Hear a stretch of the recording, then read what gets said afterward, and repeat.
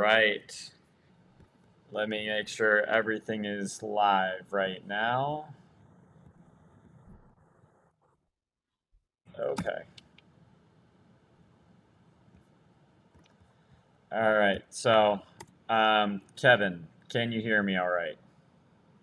And I can hear you loud and clear. All right. Well, perfect then. I was getting some feedback. So, hey everyone, excited to have you guys all here today. And it's a big day. So, I know historically I've always done the weekly catch ups on what's going on in the industry from real estate and finance and everything like that. But today I have the great pleasure of introducing, I would now say, a friend and a mentor of mine. Um, he's a bull rider, but he's taken two companies public. He's led major trainings for Microsoft, Orbitz, Oracle, you name it. Entirely revamped all of their training programs. More recently, and this is the one that I really enjoy the most. Um, he actually ate McDonald's for 100 straight days, and no, he wasn't the super size me guy. He was actually like the shrink me guy. He ended up losing 83 pounds or something like that, and in 100 days. And some amazing stories on Good Morning America, all the talk shows, etc. So it is my absolute pleasure to welcome Mr. Kevin Maginnis here today. Kevin, how are you doing? Dan, I'm doing really good. Thanks for that. It was not 85, it was 58. But it's close, right? 58 pounds in 100 days. But yeah, it's funny. I've been training, developing leaders at the highest level for the last 30 years. No real notoriety. You eat a half a Big Mac on TikTok and you become world famous. It is nuts. Isn't that great? Don't Yeah. you just love how things go viral for the stupidest of reasons? But I mean, hey, I wouldn't say this is stupid. It was a nice, healthy decision by you. Hey, 100 days of nothing but McDonald's and losing almost 60 pounds in the process. Triglycerides got better by 200 points. Cholesterol went down by 65 points. A1Cs, I was pre-diabetic, now I'm not. So every way you can measure someone healthier after 100 days of nothing but McDonald's. We'll talk more about that as we go. But it was a fun little experiment to see whether or not it was what we were eating or how much we were eating. That really is impressive. Yes. I think if you ever do this again, I'd like for you to do it on Chick-fil-A, just because it's I think it's better tasting, anyways. But to each their own. But Yeah. hey, I know we're not going to talk about McDonald's the entire time, although I could definitely do that, and I'm now starting to develop a craving because I didn't eat my breakfast yet today. So I want to set this conversation up for our audience here, and to give everybody kind of a background. I'm a business owner. I've gotten connected with Kevin over the years. He's been a really strong financial coach for me. And he's walked me through a lot of things to think differently versus what is the norm. And so one of the things that I've started thinking about as a business owner, and I want to help support my people, is how can I make sure that I'm not just setting up myself and my family for a great financial future, but for the people I care most about in my company, which are my employees. And so as a result of that, Kevin's been doing a lot of education for me. And I thought it might be most valuable to have a conversation, ask some tough questions that I'm sure a lot of people are going to ask in the future anyways. So why don't I just do it now, so that hopefully it can save you time in getting to that financial goal in the future for whatever that goal might be. So Kevin, is that all right if I just pepper you with endless amounts of questions today? Wired, fired, inspired, glazed, dazed, and amazed, and I'm looking forward to it. Let's go. All right, so I want to start on a big one that's really been kind of on my mind a lot. I came from the corporate world, spent a lot of years at P&G, Berkshire Hathaway, Nike, and I was sold into this idea of 401ks, and I did a good job like maxing out those 401ks, not just getting the company match. Like I was putting everything in there, so I'm happy from that standpoint. But then some reality set in when I started doing a little bit more research, and I started learning about things like a tax-free retirement account and things like that. Um, Maybe you could better verbalize the tax-free retirement account, what that really is, how that compares against a 401k. I think that might just be a good way to kind of start. Yeah, definitely. I mean, I definitely want to get to that. I think maybe understanding a 401k first so we can contrast and compare. Let me share how a 401k really works, give you the truth about a 401k, Yeah. and then let's piggyback from that onto what are some of the options, alternatives that might be out there. So with that in mind, I'm going to go ahead and share my screen out if that's okay. Yeah, for sure.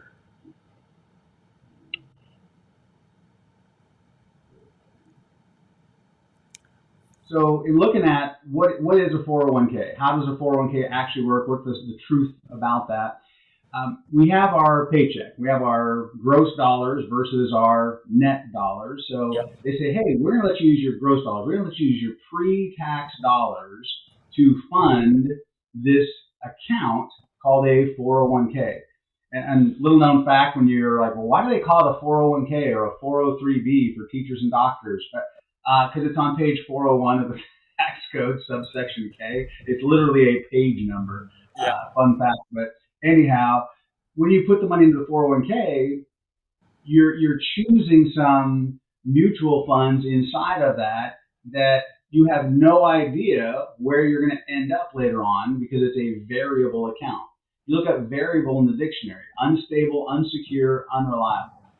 If you're going to buy a car for your kids, do you want to buy a variable car, unstable, unsecure, unreliable? That may not get you to your destination. And unfortunately, as we're seeing now, as a bunch of baby boomers have now hit retirement, just by the way, the 401k has only been around for a little over 50 years.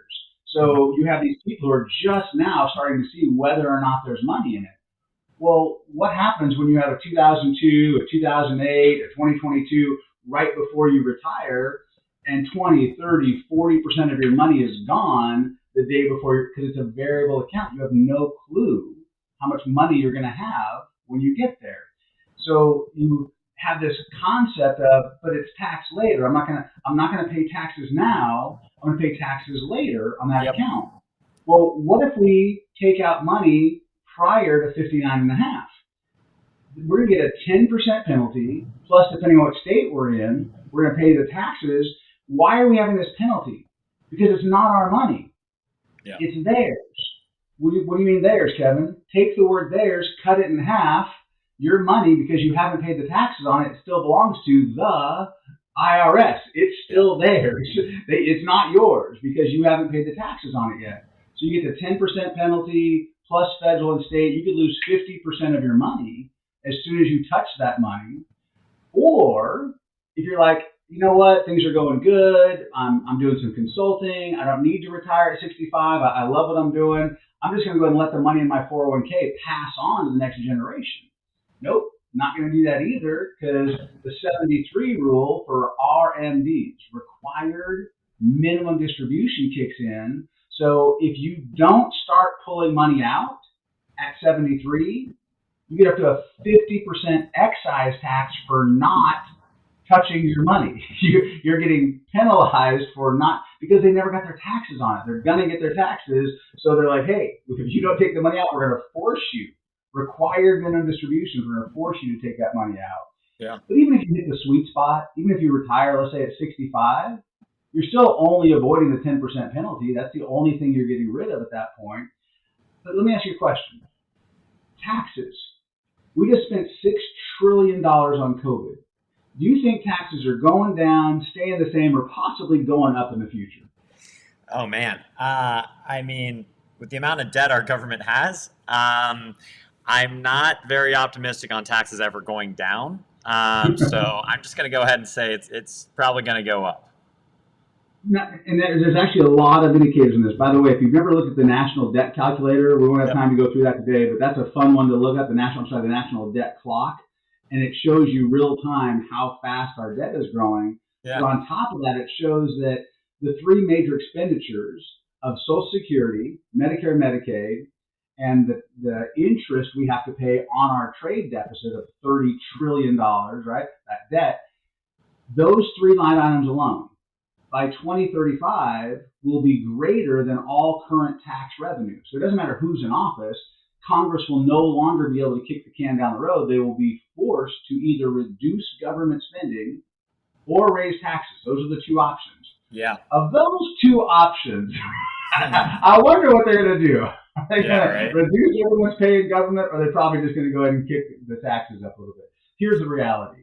In in 1978, if you were in the top tax bracket, you paid 70% in taxes. 70%. People say, oh, taxes are terrible. They're out of control. Dude, we're in historically low. You make $10 million a year. The worst tax bracket you're in is 37%. We're the only industrialized country on the planet that has a less than 50% top tax bracket. Yeah. So, yeah, the historical facts show that when Ronald Reagan was making movies, he would only make 2 movies a year because he got paid about $125,000 a year. Anything more than that, he would be taxed at a 94% tax bracket. California would take another 6%. Nancy would be left with nothing. So she'd only allow him to make 2 movies a year because otherwise 100% of any money he was making over that would all go to taxes. So when people say, oh, they won't raise taxes that much, we have a historical precedent of them raising taxes that much. So when we do a 401k, we're kicking the can down the road to pay taxes at a later, potentially much higher tax bracket. So let's just use a simple example. If you bought a bag of seeds for $100, you planted those seeds in the ground, you had a $5,000 harvest, but the guy selling you the seeds says you have a choice. You can pay tax on the $100 seeds, or you're going to have to pay tax on the $5,000 harvest, but not just one harvest. Year after year after year, every time you take a $5,000 harvest out of that field, you're going to pay taxes at an unknown future, potentially much higher tax bracket. Silly question. Would you rather pay taxes on the harvest over and over again or pay it one time on the seed? Oh, absolutely, on the seeds. And so then that begs a question, though, of, we have the Roth accounts out there. And I know there's you can do backdoor conversions of Roth and things like that. Is that what kind of you're suggesting here? Is there something that's an improvement above even the Roth that has now become more available in more recent years? Yeah, so definitely Roth is a piece of the puzzle. It's a part of this option, one of the options that are available. But we're going to go through a couple options today that, quite frankly, the nickname would be rich person's Roth because you have income limits on Roth IRAs, but you still have full market risk. So when you put money into a Roth IRA, if the market drops 20, 30, 40%, what happens to your account? Right? So the ability to actually plan. Why do they tell you when you go to retire? Why do they say, hey, don't take more than 4% of your money out any given year? Why do they say that that's the number that they recommend is 4%? Because they have you in an account that has complete variability, how much market risk you're going to take over time. It's not if you're going to take it, it's how much market risk you're going to lose to. But you're also in a tax later vehicle, and tax rates can change. So how in the world can a financial professional tell you what the empirical number is that you need to save for retirement? Let's say that they do an analysis and they say, hey, Dan, in your situation, for you to have your lifestyle, you need to have $2 million set aside at retirement. That is a guess at best if you're in variable accounts and tax later accounts, because both of those two things can change. What if I told you there's a way to structure your accounts to eliminate the variability where you could actually get guarantees of never losing a dime on your money and have it grow tax-free, take it out tax-free? You eliminate those two variabilities. Now you actually can get to your FIN number. See, most people know their Social Security number. Almost nobody knows their FIN number, their financial independence number. How much money do you really need to have? Well, when you structure your accounts correctly, you can get the empirical number, the number that actually, if you have that much money, you know you're going to be able to live on that income because there's no variability on the dropping of the value of your account. And there's no, if they double taxes and you're at a 0% tax bracket, 0 times 2 is still 0. Yeah.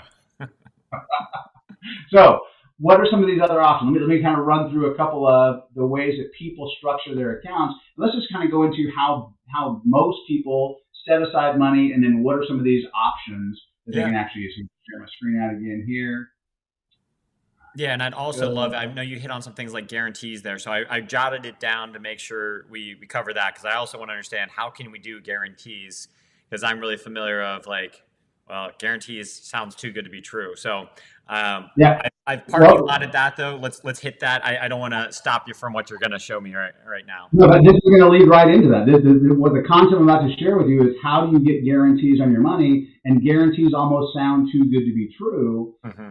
If you don't have guarantees on your money of not losing it now, either the people you hang out with know about it and they're not sharing it with you, or they don't know about it either.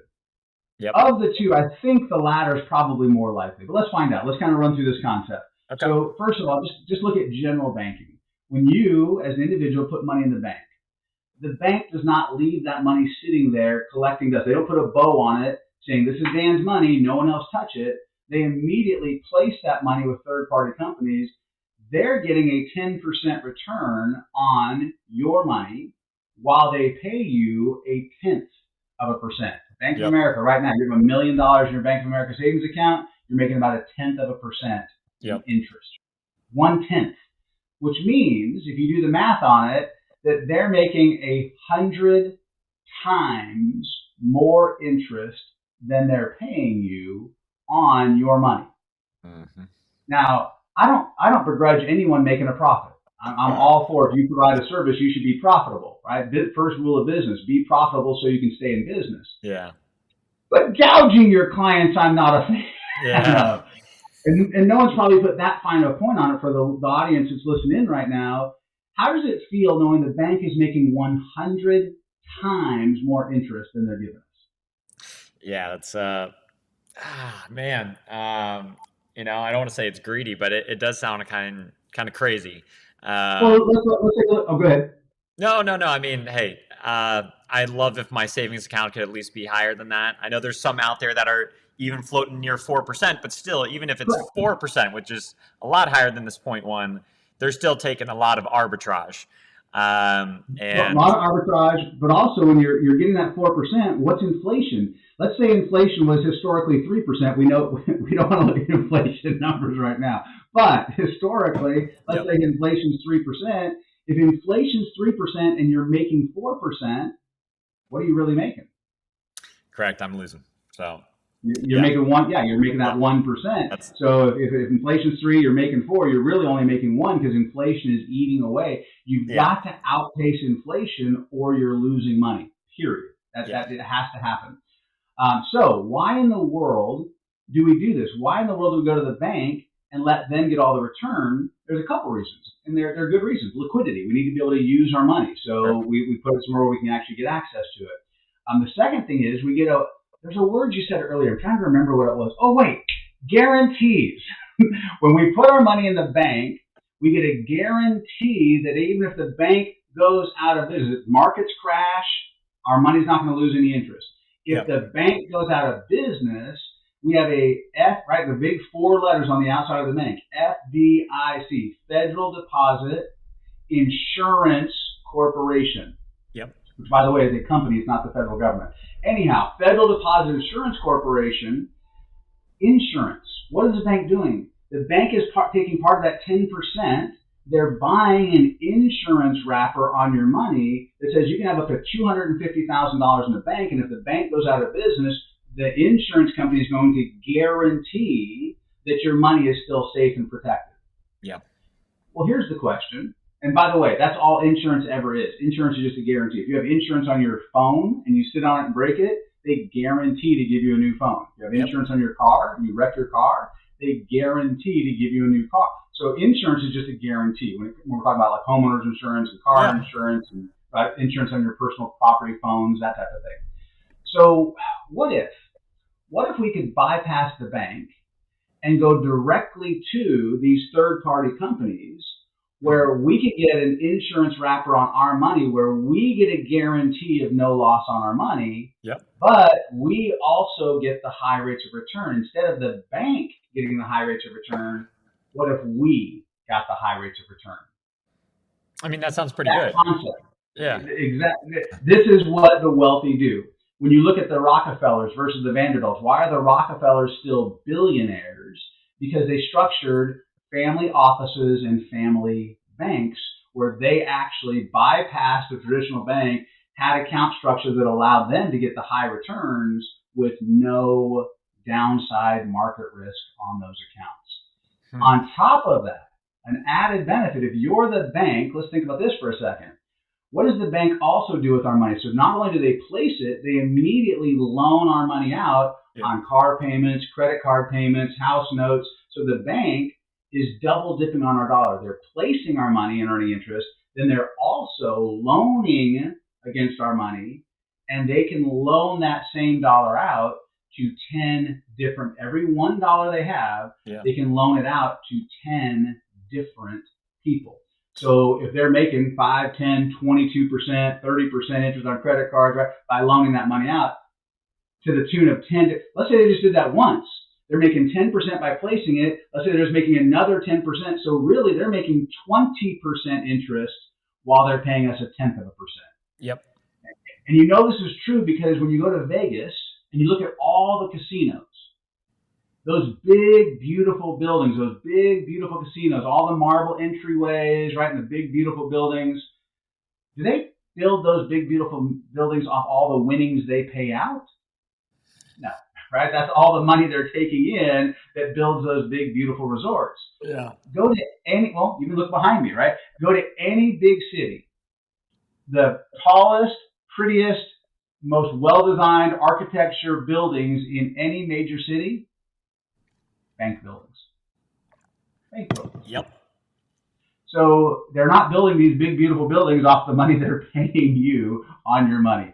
So the question is, if we could bypass the bank and do what the bank's doing, leverage your money for you, you start doing what the wealthy do. And Warren Buffett, one of the most famous investors of all time, says there's 2 rules of money. Rule number 1, never lose your money. Rule number 2, never forget rule number 1. So the wealthy understand how to protect their money. They tell you not to lose it, but they don't tell you how. So one of the things our firm does is we focus on taking what works for the wealthy and bringing it out to people who normally would never get that information. Yeah. So let me share with you a couple of examples here of different accounts that are available. Okay. So as you look on the left-hand side, these are things people want out of their accounts. They want growth. You want to be able to grow your money. You got to get higher than that inflation rate. Otherwise, you're losing money. So you've got to have the potential to outpace inflation. Well, banks don't allow you to outpace inflation. 401k, brokerage accounts, private pensions, tax-free retirement accounts, they do. Next one down, principal protection. Being able to put money in and the money you put in, not have it at risk. Well, the bank can do that, but 401ks and brokerage accounts can't. No risk of market loss. When the markets crash, not participating in that loss. Easy access, liquidity, being able to have access to your money, be able to use it when you need it. Legacy. What about the ability to pass it on to the next generation? Like we talked about with 401ks, they're terrible for that.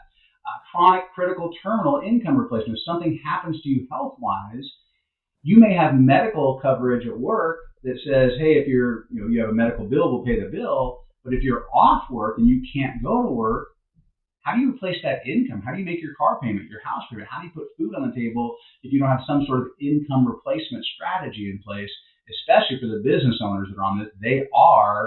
That's it, right? They're them being able to run their business, but also so many families are dual income families, and what happens when one of them can no longer go to work? And if they're not a dual income family, if you're the sole breadwinner, holy cow, you better have something in place, because over 70% of all Americans are going to need some sort of long-term care in their lifetime. And if they're still working when that happens, how do you replace that income?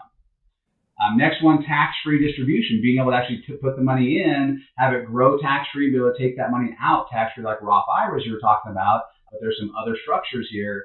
And then when it comes to probate, when we do pass it on, let's preserve the estate that we worked so hard to build. So as we look across that screen, what's the worst account on the page? Which one has the least green check marks on your title? I mean, this makes me want to punch myself, but it's the 401k. So we've been taught that you want to have this 401k when it is the least optimal. The tax-free retirement account on the right-hand side, tying your money to an index, being in an indexed account, the tax-free retirement account, is the best one on the page. And yet 90% of the people you know have their money in the one you least want it in, and 90% of people you know don't even understand, never have been taught about the tax-free retirement accounts. So as we go through this conversation, we'll dig a little bit deeper on what those look like. But you also have these private pension plans, the ability for those old 401ks and old IRAs to roll them over, old Roth IRAs to roll them over into something called a private pension plan, which we'll touch on before we're all done. But the ability to actually structure some different accounts that the average person just doesn't know about, there's some phenomenal tools out there the average person never gets to see. So like I've left the corporate world now. I have old 401ks. You're saying I could essentially roll that into a private pension plan, and because it'd be a qualified plan, and I wouldn't face any tax consequences of shifting it over. Yes, you have the ability to do rollovers into an account that is going to give you a grip on your money. So anyone playing along here, anyone who's following along, grab out a piece of paper and just write down the word grip. But I want you to write it down from top to bottom. So G, underneath GR, underneath RI, underneath IP, and then S. Make it plural, grips. What if you could have an account, instead of the account that you're in, that when you roll the money over, that money would have guarantees on it. So the G, write guarantees next to the G. Yeah. Feel free to abbreviate. This is not a homework assignment. You don't have to turn in your homework, folks. No one else is looking at your paper. But I'd encourage you to write this down, just so you can remember some of this stuff later. G, guarantees on your money, meaning the money can only go up, never go down. You have a guaranteed floor every year. You can never take a loss due to market risk on your money. Okay. I, the ability, R, if I remember how to spell grips, right? R, rate of return. This is why you write things down, folks. Right? R, rate of return. Being able to tie to the market. So whether you tie to Dow Jones or NASDAQ or S&P 500, you get to tie to a market index that whatever that index does, that's the rate of return you're going to get. But they're also going to give you an incentive on top of that, a bonus, a participation rate on top of that rate of return. So let's say that you've got a participation rate of 200%.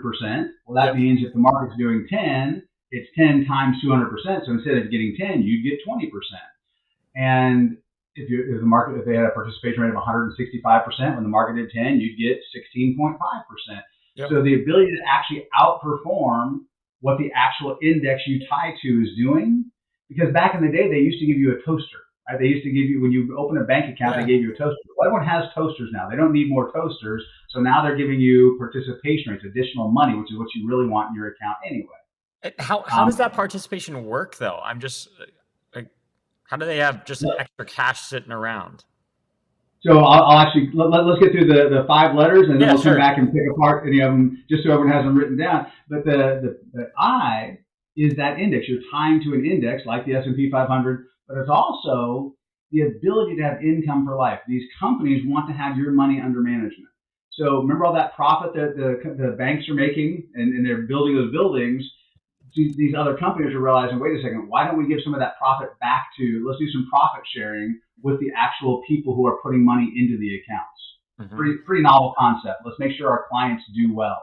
Hey, there's an idea. That's so the index allows you to tie it and choose, so the client actually has to select what they want. And with good coaching and mentorship, they can pick the best ones for their situation.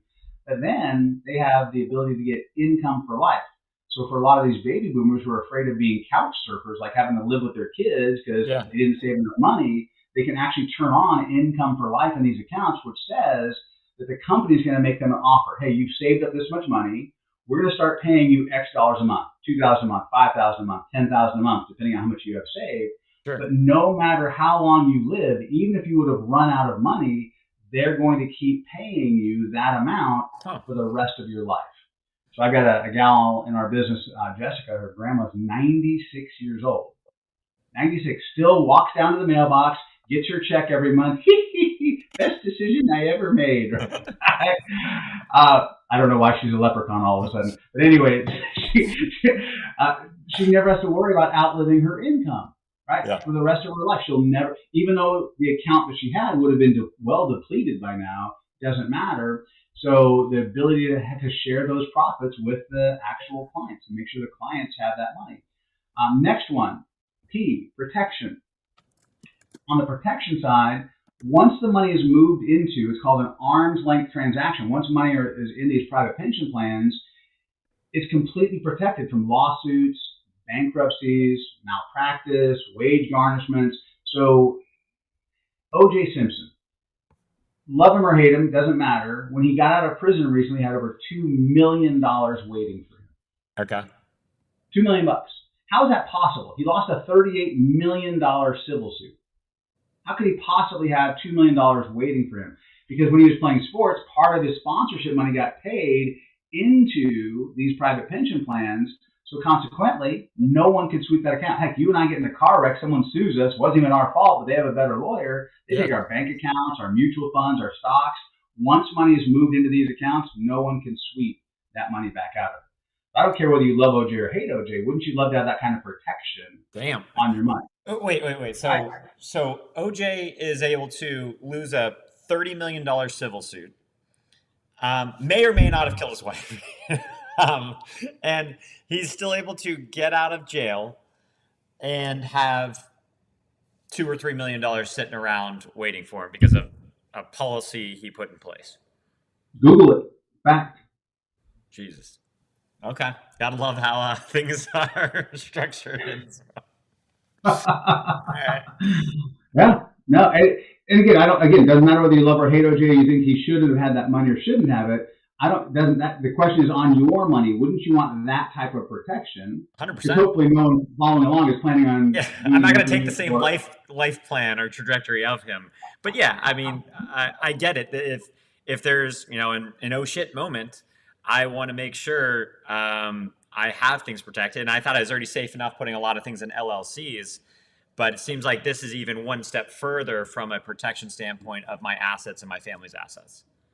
People follow the money. We're moving more and more into a very litigious society, and consequently, they follow the money. Whoever's got the money, that's who they're going to sue. Yeah. So consequently, as you grow your wealth, you want to make sure there's protection. My recommendation is you make sure there's protection in place. Yeah. LLCs are one way, corporations, and making sure that any money that you're personally growing has those types of protections on it. Absolutely. Yeah, I like it. Okay. All right. So I've got my guarantees. I'm writing it on the screen here so others can follow along if need be. Oh, nice. So guarantees, rate of return, index / income for life, protection. What's the S? Signing bonus. How about getting some free money? People like love hearing about you're hearing these athletes. Who's that? Someone just got what was it? $700 million. Right? There's some crazy. Shohei Ohtani. Yeah. What in the world do you have to do in your lifetime to be able to get a contract? Sign me up for that. Holy cow. That's a pretty big number. Now, part of that, we need to make sure we're talking to him and get him structured correctly in these types of accounts. So if any of you know him, we need let him know that we need to have a conversation. Ready for a conversation. Okay. But yeah, so a signing bonus, not that big of a signing bonus. But anyhow, help 10, 15%, depending on the company we use, to help offset some of the losses a lot of people have taken over the last couple of years in their accounts. Let's get them a signing bonus to actually offset that. And at some point during this, we can actually pull up some examples on these things. Yeah, those are just some of the examples, some of the tools, and we can peel back the layers, other questions you might have on it. But just being able to get a grip on your money for rolling stuff over. So you've got an old 401k, an old IRA sitting out there flapping in the breeze. Which of those 5 things do you currently have on your old 401k or your old IRA? 0. Which of those things would you like to have on your account? Do I have to actually list them in priority? Because ideally I want all of them. All of them is the number one answer, by the way. Yeah. So if you don't have any of them and you'd like to have all of them, wouldn't it make sense to at least have a conversation to run some side-by-side comparisons and see how these things work? 100%. So, but I guess I would consider myself a rather financially educated or sophisticated person. I would. Why the hell do I not know about these things? Why do more people not know about these things? Why, when I talk to my friends or family about this, will they probably have no idea what the hell I'm talking about? What's going on? What is the catch here? Why is this not making sense? Number one, the person having this conversation with you has to be licensed in the industry to be able to have this conversation. Okay. Number two, you have to have an individual conversation, meaning you have to have a diagnose before you prescribe. No one listening in, I couldn't recommend that product anyway. That's why I said, wouldn't it make sense to at least have a conversation Yeah. where you can see some things side by side? Because that's what has to happen. And the people who have the licenses in the industry, number one, the majority of financial professionals don't have the licenses required to add the guarantees. Number two, the people who do have the licenses are so busy talking to the top 10%, top 5%, top 1% Yeah. because they get paid more on a larger client. Sure. So in their mind, they're swinging for the fences with the bigger clients. They're not taking this education out to the masses. Our firm, 25 years ago, we're a 175-year-old company, but 25 years ago, we said, you know what? The industry's broken. And I know when I was climbing the corporate ladder, my first promotion to vice president, as I was climbing the corporate ladder, I finally get that promotion to vice president. The next day, Charles Schwab, Merrill Lynch, Shearson Lehman, hey, Kevin, we can help with your finances. And I was like, hey, where were you when I was eating top ramen? When you need the help the most, there is no help. It's not until you reach a certain level financially that everybody wants to help you. All the athletes I work with, I've got a ton of former NFL, NBA, Major League Baseball, right? All these former athletes that they all tell the same story, that once they finally got their signing bonus, once they finally got their contract, then people came to talk to them to help them. But they only wanted to help them. They didn't want to go help their community. They just wanted to help the person who had the money. Yeah. Our firm, we said, no, let's take what works for the wealthy and let's bring this education out to people who normally would never get the education. So that's the biggest reason right there, is that your next door neighbor hasn't talked to you about it because no one's talked to your next door neighbor about it. Okay. So that makes sense. So it's kind of just, wow. A lack of knowledge, you can't or go also a Google, lack of you availability. can't Google something you don't know. Like when we talk about guarantees, you can't, before you have this conversation, people are like, oh, I'll be self-taught. I'll do my own research. And they do a search on the internet thinking that's research. Search and research are two completely different things, right? Sure. So true research, you're actually getting the companies, the understanding of the industry, the side-by-side comparison, the analysis, so you can actually make an informed decision. Yeah. Trust me, and I can speak eloquently on this, having become TikTok famous. My very first outward-facing video, first video ever that I posted, I did some training videos, but like I never did like a social media post like, hey, here I am. I decided I was going to lose weight. I'd stepped on the scale in February at 238 pounds. And in the back of my mind, I remember hearing that for a man, their waistline is their lifeline. And if you ever get over 40 inches, a lot of challenges, diabetes, heart attack, stroke, there's a potential for just a ton of problems if you ever allow your waistline to get over 40 inches. And I know 238, almost 240 pounds isn't the same as 40 inches, but that 40 number stuck out to me. And as soon as I thought I was about to hit 240, I'm like, stop, drop, and roll. I have got to change my life. This is unacceptable. I want to be around to see my grandkids' kids, and that ain't going to happen if I don't get rid of this obesity. So I did what any intelligent person would do. If you want to get in shape, you go to McDonald's, right? If you want to get healthy. That's a lot of logic there. Yeah, that makes a lot of sense. Okay, maybe that's fuzzy logic. I don't know. But I decided that I was going to cut my meals in half. I was going to eat 3 meals a day, but I was going to cut every meal in half and eat anything on the menu. But instead of supersize me, I was going to be half size me. Yeah. My supersize me guy almost died in 30 days because he was eating everything they gave him. And if they said, do you want to supersize it? He said yes. And by putting all that in, he was just clogging everything up. By eating McDonald's food that the world would say, hey, it's not the healthiest food, and yet they serve like 65 billion people a day, so they're doing something. But the ability to eat 3 meals a day, nothing but McDonald's, and everything on the menu. Big Macs, quarter pounders, don't be bitter while I'm eating my apple fritter and losing weight. Right? Can this quarter pounder with cheese lower my A1Cs? Can this Big Mac reduce my risk of heart attack? And it turns out that if you cut your meals in half, eat 3 meals a day, you're going to be fine. Because each of those meals is about 1,000 calories. So if you cut them in half, you're getting about 500 calories per meal. That's 1,500 a day. If I'm burning 2,000 just walking around, I'm in a calorie deficit. I'm going to lose weight. Yeah. and get healthier. And it turns out obesity is more dangerous than a French fry. Hmm. When people say, Kevin, these things sound too good to be true, and guarantees on your money, you've been getting guarantees on your money your whole life. It's just Yeah. the bank has been giving it to you and they've been getting the return. Why not get it yourself and you get the rate of return? So it's not too good to be true. Just like you can eat McDonald's and lose weight and get healthier, Yeah. it's not too good to be true to get high returns with no risk. It's the education. Think about it. Do you think most people are where they'd like to be financially?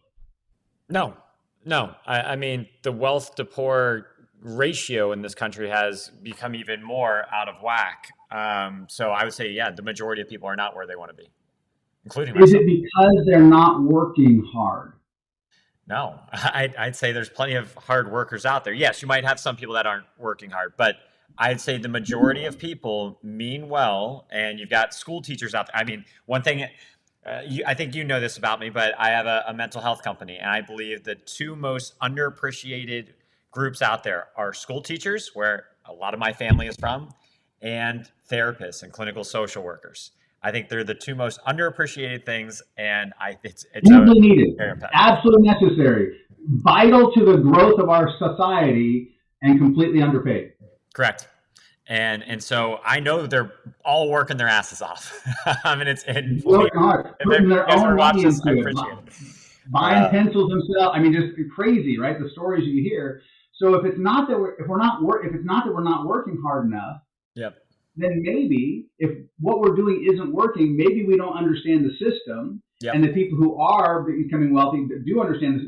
Maybe there's some education needed there, I and agree. that's literally what I love that we're having this conversation to open the door for these conversations so people can get the education. Now, do something with it or not, that's your choice, but at least make an informed decision, which most people are not making Yeah. at this point.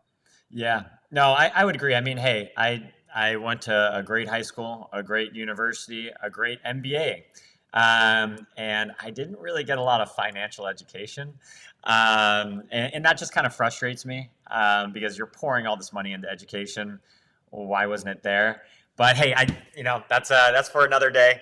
I'm just glad we're having this conversation so that hopefully I can one minimize mistakes selfishly for myself, but if anybody watches this, help them minimize the mistakes as well. Because no, I don't think any of us get together and say we want to see more suffering in the world. I think ultimately we want to see more people succeed. So anyhow, I'll get off my little soapbox. I know this is more for me to grill you on some questions, but yes, please go ahead. No, what question? So continue. Hit me. Yeah, so I mean, one of the things I was thinking about is okay, we've got these guarantees. The FDIC, like you said, that's insurance for a bank. So is this more or less than insurance that we're then utilizing, or how should I properly view this? And so, in order to get a guarantee, somebody has, like a warranty on your car. A warranty on your car is only as good as the company that gives you the warranty. If that company is out of business, the warranty doesn't exist anymore. Sure. So you've got to deal with a reputable company. So if I'm going to deal with a reputable company, how about 100 years old or more, in most cases, 100-year-old companies, uh, cash reserves in the billions with a B, or Yeah. the government doesn't allow them to offer the guarantees. When banks have gone under, so in 2002 and 2008, when banks needed bailouts, and most recently Silicon Valley Bank, I haven't heard about that recently, right? All these banks going out of business or needing credit unions, savings loans, all of them needing. What if we were dealing with companies that have been around for 100 years, had billions in cash reserves, and not a single one of them has ever needed a bailout, Yeah. no matter how bad the economy's got? That's a pretty good track record. I like those kind of track records. So when Now, you Kevin, but you say never need a bailout. Didn't AIG need a bailout, or can you educate me around this? Yeah, and AIG has a banking division and AIG has an insurance division. Ah, AIG's banking division needed the bailout. Their insurance division could have covered them, but you're not allowed to commingle those yeah. funds. Okay. So the banking side did, but the insurance side did not.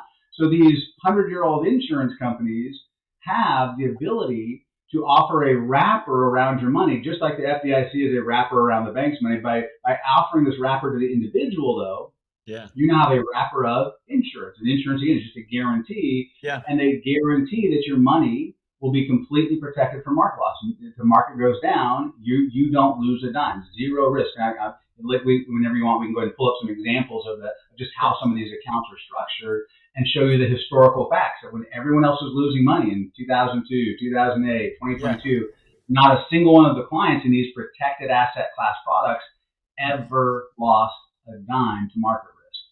And that's been true for over 100 years. Yeah. I like 100-year track records. Right? Yeah. It's like, hey, this new thing came out that we think is going to work. No, I'm not interested in that. Yeah, I might put a little bit of money into something like that, but I want to make sure that you don't gamble the rent money. You don't gamble the mortgage money. You don't gamble your kids' education. Use protected asset class products, things that can only go up, never go down. Yeah. And that's your foundation financially. Then you can layer other more speculative things on top of that. But what if you could have that banking structure that this money that's protected, you could loan money to yourself even for the more speculative things, but your base amount was never at risk. So you actually got to double dip on your dollar, just like the bank gets to double dip on your dollar. When's the last time you got to use the same dollar twice? Never. So if the bank can do it, wouldn't it be kind of, if it's good for the goose, isn't it probably good for the gander? Yeah, I would. I haven't heard that saying in a while, but yes, I would say, yeah. I'm sorry, I grew up on a ranch breaking and training horses. I got some old colloquialisms I'll pull out of my back pocket every now and then. Yeah, so hey, I Don't would put your absolutely boots in the love oven to and use tell my me they're money biscuits. twice. I'm sorry, go ahead. I would love to use my money twice. I just don't know how to utilize my money twice unless I turn into my own bank. And unless, if that's what you're saying, like I can become my own bank, then please tell me how I can become my own bank, because I would love nothing more than to be the Bank of Cosgrove.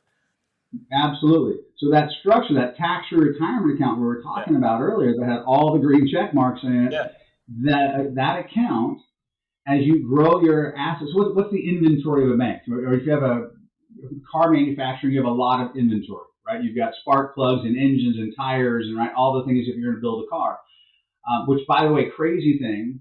A friend of mine, a new friend, I met him and he was telling me the story that he worked for Ford, and during the pandemic, they had to stop production on their assembly lines for lack of one SKU. So SKU, right? Part numbers. They have these, a million part numbers that go into a car. The company that made the emblem for the front of their Mustangs, that company got into some legal waters and got like cease and desist orders, and they had no one else as a backup, and they literally had to stop their assembly lines for lack of emblems on. They couldn't send the cars out to the dealerships, right, because they didn't have the emblems on them. Wow. So, yeah, inventory items. You stop, drop, and roll. If you run out of your inventory, you can get those things taken care of. Yeah. Well, what's the inventory of a bank? The bank only has one inventory item: cash. Yeah. Right? As soon as you have the cash, now you can do things. So if you had the Bank of Cosgrove, what would you have? You'd have an inventory of some cash built up, but then structured correctly in one of these accounts, high returns, 10, 15, 20, 30, 40% return on your money. I'll show you that here in a minute. So you're able to get all the high returns with no risk once that money's grown. Not only the money you put in, but as your money grows, that's all protected. The money you put in plus any growth dollars every year, basically locking in at that high watermark so you can never lose to market risk any of that money. But you also have the ability to double dip on that dollar. So as soon as you have some money built up in that account, let's say, heaven forbid, your transmission goes out in your car. Yeah. And you got to spend $3,000 to get a new transmission. I don't know what transmission costs these days, but let's say it costs $3,000 to get yours fixed. Works for me. Yep. What would you do if you didn't have the cash on hand in your savings account, or if you didn't want to tap into that, you wanted to save that for other emergencies, so you grab out your credit card and you go ahead and pay the auto repair shop to fix your transmission. And now you're going to pay 15, 18, 20%, depending on what your credit score is on interest you're going to be paying on that credit card. Or you've got over $3,000 sitting in your savings in your personal bank that you're building up. Why not loan yourself the $3,000? And here's your loan qualification process. Do I qualify? Yes, I do. Because you are the bank, right? So you loan yourself the money. You then pay off the auto repair shop. Yeah. But now that $200 payment you're going to pay on your credit card and pay interest to someone else, you can choose to pay that credit card payment to yourself. So now your money never left your account. You loaned against that money. You didn't take the money out. So that money is still sitting there earning a 10, 15, 20% return in the Yeah. account, not losing anything. And you got to use the money. So you double dipped. You got to use it Yeah. simultaneously. And all the interest you would have paid the credit card, you're now paying back interest to yourself as well. Think about everyone following along here. Think about all the interest your family has paid. Not just you. I'm talking parents, grandparents, brothers, sisters, nephews, nieces. Think of all the interest your family has paid over their lifetime. What if your family had all that interest back and all the interest it would have made in a high interest account? Wouldn't your family have to be better off financially at that point? Yeah. Wow. Damn. That's what I'm talking about. Hmm. I don't care how well you've done financially, you would have to be better off financially by having that structure in place. Yeah. So the short answer is yes, you absolutely, in these tax-free retirement accounts and these indexed accounts, you have the ability to get high returns, no risk. Oh, no tax on the growth, no tax on the distribution, but you also have that ability to loan yourself money. That's one of the ways to get a distribution. Yeah. Loans are non-taxable. Yeah. Think about it. When you take out a $500,000 house loan, the bank gives you $500,000 that you receive that money, and then you basically hand it to the owner of the house that you're buying, and you buy that house. Yep. And now you're making a payment on the loan to the bank. Yeah. Did you have to pay taxes on $500,000 of additional income that year? No. In fact, I got a tax write-off with the interest that I'm paying. Hey, right? And you get to write off the depreciation of the house that you bought, depending Yeah. on whether it's a rental property or not. So you get appreciation, but you get to write off depreciation. It's crazy, right? Phantom income is a beautiful thing, Yeah. but the ability to actually get that 500,000 in the first place, you don't pay taxes. Loans are non-taxable. So when you're growing money in your account and you loan it back out to yourself, there is no taxes due on receiving those funds. Why would the government want me to even be able to do this then? Because as we touched on at the start, we predict taxes are probably only going to go up and never go down. Why would the government then want this? Or are they trying to make it hard for people? Like, as you already said, I didn't really know about this. I know a lot of people probably don't know about this. So how do we understand where the government Right. ends in this situation? So the government uses tax breaks to incentivize us to do things. Sure. The government uses tax breaks to incentivize us to do things. Whenever you get a tax break, realize there's a benefit to the government or they wouldn't be doing it. Well, let's think about that for a second. So let's say you use the house example you just used. When you buy a house, if you're going to be a renter versus a homeowner has to make more money to be able to save up the down payment to be able to then afford to buy the house. They have to be more stable because they're buying a house in one area, so they're stable in that community. Mm-hmm. Once they buy the house, they're making more income in that community, so they're paying more sales tax, they're paying more income tax, and they just bought a piece of property, so now they're paying property. You understand that by giving you that little tax break, they're getting a whole bunch more revenue. By giving you a little bit, they're getting a lot. Yeah. Yeah. Does that make sense? Mm-hmm. So every time you see a tax break, don't be mad at politicians who are getting big tax breaks. Learn what they're writing off and get the same tax breaks yourself, right? The tax code was written in this country for you to have a business. So anyone who's following along who's just an employee, I highly recommend, I don't care if it's selling Tupperware or tomatoes out of your backyard or being a referral agent in a business like ours, do something that allows you to have a business income so you get all the tax write-offs that come along with being a business owner, even part-time. If you're just part-time in that business, you can even lose money in your business for 4 years, not make a dime for 4 years before the IRS considers it a hobby, and you get all the tax breaks that go along with that. So that's just one example. But the reason is IRS wants you to be a business owner. Because if you're a business owner, you're bringing employees on, you're driving commerce, you're driving revenue, you're making more income, you're getting more income. So again, there's always a benefit to the government. Yeah. So why do they want people to use these types of accounts? Well, we were doing these accounts before Roth IRAs even existed, before there was even such a thing as a Roth IRA. That's only been around for 25 years or so. Yeah. So we had these accounts that would grow tax-free and take them out tax-free. People are like, how's that possible? There's no way. Yeah. How is the government is going to tax your money in one of three places at least. When you make it, when you grow it or when you take it. If you're doing notes on your screen, put in make it, grow it, or take it. All right. So make it, those of you playing along at home, that's a good one to take. So you can get taxed when you make your money. You can get taxed when you grow your money or when you take the money, the distributions of it. They don't really care where. As long as they get their taxes, they're fine.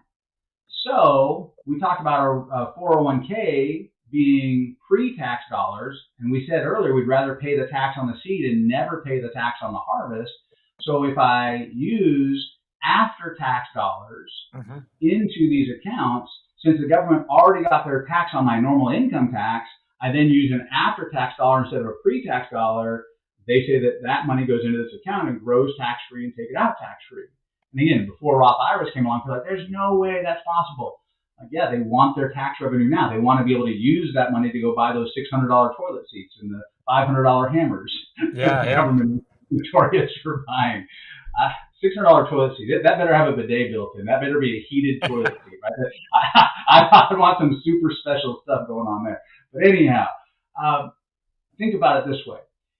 If they don't encourage us to save money, if the government doesn't give us incentives to put our money into accounts so that it can grow tax-free and take it out tax-free, they realized we were going to become a country of impoverished old people. They had to come up with ways to incentivize this.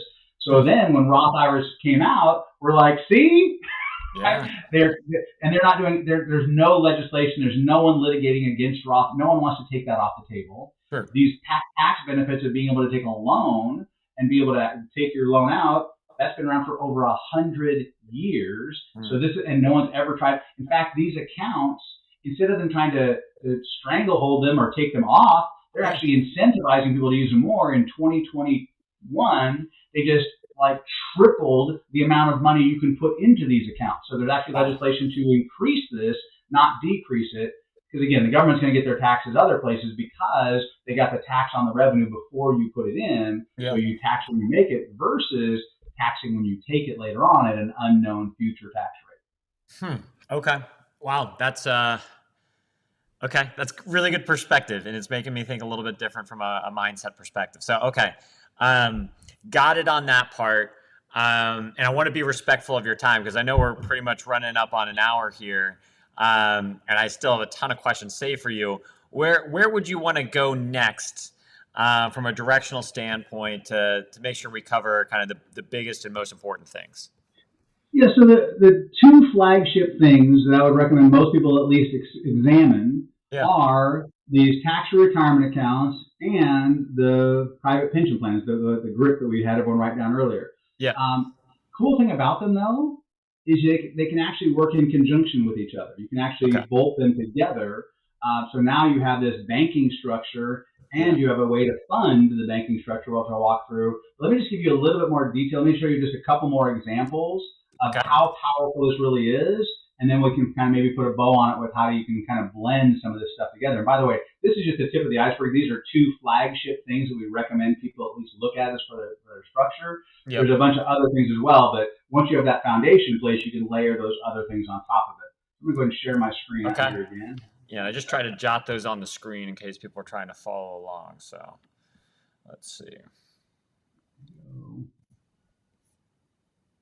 All right, so just as an example, here's one of those types of accounts, a company that you guys probably recommend or probably recognize.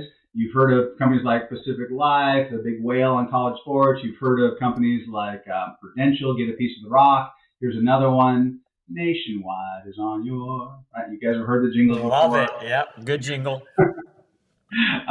So in one of these accounts, you have the ability to get not 0.1%, but have a 30-year historical average of 10.35%, a floor of zero risk on the account, and a participation rate of 190%, which means if the market's doing 10%, you're actually getting 19%. So your ability to get high returns with no risk. And before someone says that sounds too good to be true, if you would have set up one of these accounts before, right at the beginning of the pandemic in 2020, a year later, you would have been credited over 40% interest on your account. When's the last time your 401k paid you 40% interest with no market risk whatsoever? Wow. That's nuts. And the short answer is never for me. Yeah, right. So my 401ks have definitely made me sad. So Well, it's funny you say that because when you look at this screen, you see that the bottom line is just the normal S&P 500, the ups and downs of the market that happen. yeah, The top line is taking that exact same index. S&P 500 is just an index to the American economy. Euro stock is an index to the European economy. Hang Seng yep, is an index to the Asian economy. And for those listening along, what's an index mean? S&P 500 is because like people hear about it. Oh, I heard the S&P 500 is up or down. It's just 500 American companies yep, that the S&P 500 picks the best company. One of the companies I took public was a company called PacWest Telecom. That we became an S&P 500 company. We were the telecom industry in the S&P 500. So sure, it's just 500 companies, and if those 500 companies are going up in value, if they're doing well financially, that means our economy is doing well. So it's an index that our economy is doing well. Or if, as a group, those 500 companies are going down in value, their share huh, prices are going down in value, that means our economy is hurting. So it's an index to our economy. yeah, But if you look at the S&P 500 over time, it's averaged about 10%, but you're taking this roller coaster of ups and downs, and that's that bottom line that you see. And yeah, here's a mistake, a lie, an absolute fallacy that most people who are listening on have been taught. You've been taught that if the market goes down, it's okay, just wait, and eventually your account value will come back up again. As yeah, long as you don't cash out at the bottom, you're not going to interrupt your growth, and eventually it'll grow back to where it was. You didn't really lose anything if you wait. You've got people following along have probably heard that statement before. You didn't yeah, lose anything. As long as you hold, you didn't lose anything. That is one of the biggest lies that financial advisors tell people. yeah, Financial professionals tell people you didn't lose anything as long as you wait. It's a complete lie. Why do I say it's a lie? Let's say you had $100,000 in your account. Market drops 40%. By the way, in 2002 and 2008, my brokers lost 40% of my money in 2002. They lost 40% of my money in 2008. Before I learned these concepts and understood these tools, yeah, my 401ks, because I was heavily into my 401ks, and the other brokerage accounts, I had 40% of my money gone in 2002. My brokers made me broker. I think that's why they call them that. I, so, but here's the thing. Let's say you have $100,000 right before 2008 happens. The market drops 40%.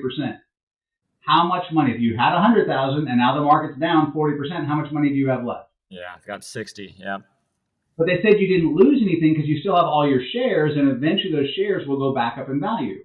That's a smoke and mirrors statement. Why? Because the next year, most of your big up years are rebound years from your big down years. If you can see it on the screen, 2009, 23% was a rebound year after the big drop year. So the 23%, do you get 23% on the old 100,000? No. You get 23% more shares, which they just told you to look at. They said, hey, look at your shares. You still have yeah, all your shares. Do you get 23% more shares? No. Or do you get 23% only on the balance you have left? yeah, So yeah, they lost 40,000 of your money. That money is no longer there to earn interest. Well, here's how bad that really is. If you're 45 years old and the market dropped and you lost 40,000, they lost 40,000 of your dollars, that $40,000 isn't there. If the market's averaging 10%, every 7 years your money will double. Well, that 40,000 isn't there to double 7 years from then. That 80,000 isn't there to double to 160, and the 160 isn't there to double to 320 by the time you're 65. So them saying they didn't lose you any money actually cost you 320,000 in future value. yeah. So I don't know if maybe you wouldn't be upset if someone stole 40,000 from you, but if someone stole $320,000, would that be a little frustrating? Oh yeah, yeah. Absolutely. And then they looked you in the eye and said you didn't lose anything. Yeah. Wow. Yeah, That's a because I'm little bit annoying. I'm just Go looking ahead. at your chart right now, and I see like '07 is 111,000, and then to get back to 111,000 basically was in between 2012 2013. They call And it the lost decade, right? The lost decade of you didn't have any. But even then, look what happened above that. If you wouldn't have lost the money in the first place, yeah, by that same thing, 2013, you'd have $300,000 in your account. I mean, Okay, so then I guess one thing that immediately pops my mind is like this has to cost me something, right? So like how can I get this blue line without not having to pay anything incremental or like what is occurring kind of behind the scenes? Is there a cost for a wrapper of insurance on your money? Absolutely. Is there a cost for not having that wrapper of insurance? Absolutely. Yeah, see So the that now. net is that's why we run the numbers side by side and make sure what's your cost for taxes and what's your cost for market risk compared to if I can pay $1 to avoid $30 in taxes, I'll buy $1 wrapper of insurance Yeah. to avoid $30 in taxes, Yep. right? Not evade, get a legal, honest, ethical tax break. I'll pay $1 to not have to pay $30. If that makes sense. Yep. So when we run the illustrations for someone, we're able to show them exactly what the cost of not having this is versus the cost of having it. Well, I'll just give you an example. Hang on a second. Let me switch screens here. Sure. So when we look at the ability to have one of these accounts, let's say somebody just went and got a brokerage account. Okay. And they're for training and education purposes, let's say you went and put money into a 401k or just a brokerage account. Yep. And as you're putting money in, on the left side, you can see there, they're 30 years old, they're putting in $300 a month, Yep. or I'm sorry, or $250 a month, so $3,000 a year. Yep. You do that for the first couple of years, raises, promotions, whatever, they go to $500 a month, and then they never go to more than $750 a month. That they do that for the rest of their working life, even if they get raises or promotions. Just for a simple example here, Sure. all the historical S&P, the ups and downs, they're going to have up years where they make money. They're going to have down years where they lose money. And by the time it's all said and done, they're going to have at 1.5% in fees, $215,000. And most of your 401ks are between 1 to 3% in fees. Yep. So 1.5%, $215,000 in fees. But notice they're paying that regardless whether that company is making them money or losing them money, they're still paying that fee. Now, what did they buy for $215,000? They bought air. What do I mean? They bought a broker who hopefully did as well as the S&P 500. The reality is, hedge funds, brokerage houses, Warren Buffett made $1 million bet with these hedge fund guys saying, hey, S&P 500 versus you guys over the 10-year period, I'm betting $1 million that the S&P 500 will beat you. Yep. And about 4 years ago, that 10 years was up, and the Girls Club of Omaha, which is who he donated it to, were the big benefactors of him winning that bet. Yep. So the average, 96% of brokerage houses don't beat the S&P 500. Yep. So you're paying a fee to do what the S&P 500 does, hopefully. Right? That's literally what. So you're buying nothing.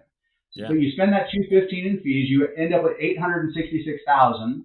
Now remember, they would tell you not to take more than 4%, but just for simple numbers, I'm showing 10% coming out at $86,000 a year. Pay taxes on it. You're left with $65,000 of spendable money, right, a year at that point. Yeah. So that's your 30-year-old to 65-year-old putting their money in their 401k, their brokerage account, that type of thing. Yeah. Or same money, same time, going into an account that has guarantees.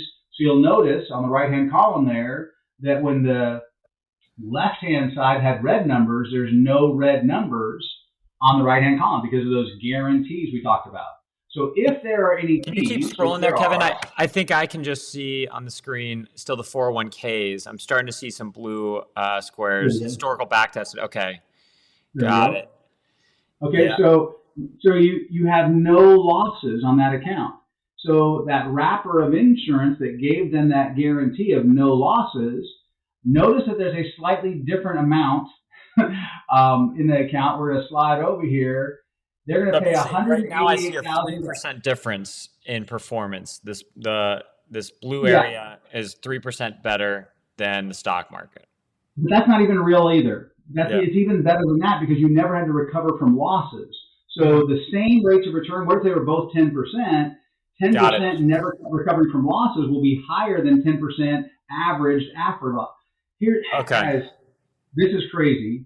The reality of another lie the industry talks about.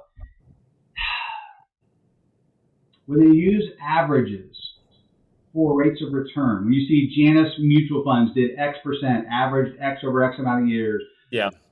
here's the problem. They're taking positive and negative years. Yeah. As soon as you put a negative year into the calculation, the averages don't work. Think about it. If you had $100 and that $100 had a 50% gain year and then a 50% loss year, your average return would be zero at the end of those 2 years. That's your average. You average zero. So in most people's minds, they think, well, I didn't lose anything. Well, no, because you had a 50% gain year, you went up to $150. Then you had a 50% loss year, you lost $75 of that. So now you're left with only $75 in your account. They get to tell you you average zero when you actually lost 25% of your money. Yep. It's a lie. Averages don't work when there's negative numbers. Yeah. So how do you fix that? Don't take a loss. Never have a loss in the first place. Right? So 13 is better, but it's even better than that. But look at the total cost. The total fees for this person over that time was $188,000, not the $215,000. So they paid less. But what did they get for the $188,000? They got guarantees on their money to where they can only go up, never go down. Yeah. They got zero risk, right? So on that, but they also had no taxes. It grew tax-free, and they get to take it out tax-free. Interesting. And they also had a wrapper of protection. If something did happen, then the family is going to get the money inside plus that wrapper of protection. Yeah. But look what their cash did. Not only did they buy those things, look what their value of the account, $2.7 million. You take out 10% a year to live on, that's $278,000, pay zero in taxes. You get to retire on $278,000. Silly question, Dan. You have a choice. You're putting your money away. You could have $65,000 or $278,000 a year to live on. Oh man. I don't know. I don't know. It seems like I might want to have the higher amount, but I'm kind of crazy that way. But that's just me. Wow. So basically, that's a 5x difference. It's basically a 5x difference is my rough calculations. And I mean, I don't know where inflation's going to be by the time I get to retire, but I think I'll be able to survive off of $278,000 a year versus, I think, better than $65,000. Regardless, better than no matter how bad it is. I'd rather have more than less. Yeah. Right. So the ability to have that guarantee on your money to get the high returns with no risk, no tax on the growth, no tax on distribution. I think everyone should at least have that conversation. I think they should at least see a side-by-side comparison of what's really happening in their 401k versus what could happen structured correctly. Yeah. I mean, this is incredible. So thank you for that. I mean, I hadn't really thought through everything in this much detail. But I understand, like, okay, what is necessarily done by everyone is not what is the right thing to do. And who's telling us to do it? Here's the thing. So I love what you just said. What everyone else, if all the lemmings are doing this, correct. Haven't you ever heard that if everyone else is doing this, you might want to do the opposite? Yeah. So when all the talking heads on the radio, when all the talking heads on the podcast are saying one thing, you might want to start looking at something else sometimes. And let me just give you a great example of that. Have you ever heard that you should pay your house off early? Has anyone ever told you to pay your house off early? Like pay an extra payment, do a 15-year loan instead of a 30-year loan, make bilateral payment, right? Just all these different strategies to pay your house off early. Yeah. Let's just think about this for 30 seconds. People following along are going to understand how much misinformation is out there in just this one simple example. Sure. And if this is true, what else should we be looking at as well? So let's say you have a 30-year loan on a $500,000 mortgage before interest rates went through the roof. You had a $2,000 mortgage payment, or a 15-year loan would be a $3,000 mortgage payment. Yeah. $2,000 versus $3,000. You're paying an extra $1,000 into your house? No, you're paying it to the mortgage company so they can go loan it to other people. There's an incentive for them to get you to do this because it gives them more cash up front to loan to other people. Yeah. But on your statement, it shows that your cash equity is going up in your house by doing that. So let me ask you a question. When your house goes up in value, when it appreciates, does it go up in value based on the money that you paid to the mortgage company or based on the market that you're in? Market. Which one causes your house to market? Has nothing to, whether you have $1 or $100,000 of your own money paid extra into your mortgage, your house is going to appreciate the same amount. So any dollar extra you pay to your mortgage is earning 0% interest for you. Okay. But Kevin, it's paying off a debt. Yeah, I understand that. Most people aren't in the 7 or 8% loans. They're all in the 2 or 3 or 4% loans. So consequently, you have money that could be earning you 10% with guarantees on it, or it can be paying off a 3%, 4% debt. I'm sorry. Why would I take 10% money to pay off 4% debt? That's silly. But let's take this a little further. Let's say the person's, your neighbor is paying their house off. They're putting extra money in it. They're halfway home. They've got $250,000 of cash equity in their house. Yeah. You have been putting your money in this bucket we've been talking about, your structure that you're going to be able to bank out of. And we're even talking about how much more money. That analogy I just showed you earlier wasn't even showing any banking going out of that. That was just the actual return on. The more you use the money, the more you'll have. But you've been putting your money in this bucket. They've been putting their money in the house. You both have $250,000. You have $250 plus interest. They just have $250 and cash equity in the house. You have $250 cash plus interest. Let's say it's both just $250, and both people lose their job. If you don't make your house payment for 4 months, and by the way, before COVID, I used to say that people are like, oh, I'll never lose my job. After COVID, everyone's like, yeah, I could lose my job, right? Yep. But if you lose your job and don't make your house payment for 4 months, what happens? I don't have my house anymore. They foreclose on it, right? Besides your house, what else do they take? Well, anything else that they can actually grab to make themselves whole. All the cash inside of it. That $250,000 of cash that you had as equity in your house, gone. Yep. And you're like, but Kevin, I wouldn't let that happen. I just refinanced the house and pulled the cash out. Sorry, you don't have a job. No one will give you a loan. Yep. You lose the house. The person who wanted to have safety and security actually put themselves in the most unsafe, unstable position possible in that scenario. Wow. You have a bucket of money. You could be out of work for years. You can make your house payment. You're not making the house payment. The bucket is making the house payment for you. You have no stress, no anxiety. Cash is king. You don't have to worry about anything because you have the money to make the house payment. You have no risk. Now, that's a semi-extreme example. Let's take that off the table. Let's say you don't lose your jobs. Yep. Somewhere prior to 15 years, money plus interest has to get you to $500,000 faster than money plus no interest, right? When we put money in the house, we're getting no interest on that. So money plus interest has to get you to $500,000 faster than money plus no interest. So somewhere prior to 15 years, you call me up and you're like, Kevin, this is amazing. I've got the $500,000 in my bucket. Let's go ahead and pay the house off. I've always wanted to own my home free and clear. And I say, no. And you're like, no, why not? Because you have a goose that's laying 10% golden eggs with guarantees of no risk on it. Yeah.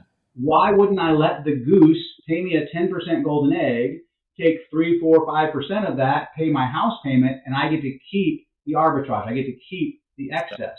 Yeah. So I still get all my tax write-offs. Yeah. I don't have a house payment. I have security, stability. I have no house payment because my buckets make and I'm earning the extra interest. Eventually, the house will be paid off, and I'll still have the goose and all the excess interest. Yeah. Give me one, and I mean one, logical reason to ever pay an extra dollar into my mortgage. And yet, how many of us have been taught our whole lives? Well, why? Why would they teach us that? Follow the money, right? These talking heads, when they tell you to refinance your house, these companies that will refinance your house pay them for those leads, and they get you to put more money in, so they have more money to loan to other people faster. Yeah. Well, but Kevin, my grandma told me to do it. My grandma's not making any money on this. Why does she tell me to do it? Because she had a 14% loan on her house. If you have a 14% loan on your house and you only have money making 10%, using 10% money to pay off 14% makes sense. Using 10% money to pay off 2% money makes no sense whatsoever. Yeah. And yet, you've heard your whole life, pay your house off early, pay your mortgage off early. Guys, that's not a good financial decision. Yeah. Now, it can be a good emotional decision, but it's not a good financial decision if you have these accounts that we're talking about, the ability to get higher returns with no risk. Huh. That's interesting. Okay. That's really interesting. Wow. All right. So I mean, this is, oh man, I don't know where to go next. Well, Um, we did promise the viewers, we promised them we'd show how to connect the two. So let me just do that real quick. yeah, can So we we do can that? actually Because show yeah, how I to even have fund. retirement accounts myself where I'm just like, how do I get out of these things? Yeah, I'd like to see this personally myself. All right. So let's share my screen again. One second.